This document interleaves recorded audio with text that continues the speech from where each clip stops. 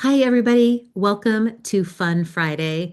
I'm so excited to be working with Coach Brian, and together we will be creating content to encourage you and to help you grow closer to God. And we hope that these videos are a bright spot in your inbox each week.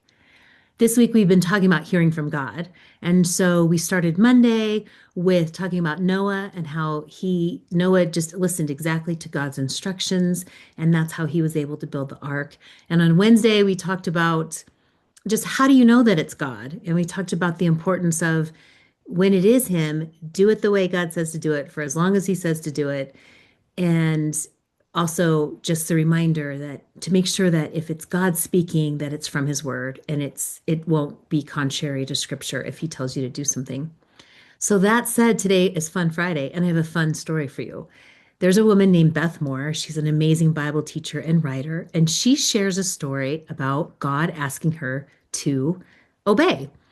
And she thought it was weird, and you might too. But God asked her, she was in the middle of an airport, and God spoke to her and said, "See that man over there? I want you to go brush his hair." What would you do? She thought it was weird, but she obeyed. And she walked up to this man, and with such dignity, she said, "It would be an honor for me if you would let me brush your hair." And I'm sure the man was surprised as well, because that is not a normal request. But he said he didn't have a brush. She had one. She started brushing his hair. And in this conversation, this man opened up and said he was off to see his daughter, who he hadn't seen in many years. And he was feeling a little bit nervous about what he looked like. Ah, which makes me cry. God knew that man's need, and God knew that Beth Moore would obey, and he put the two together. So, where might God ask you to do something outside the box here?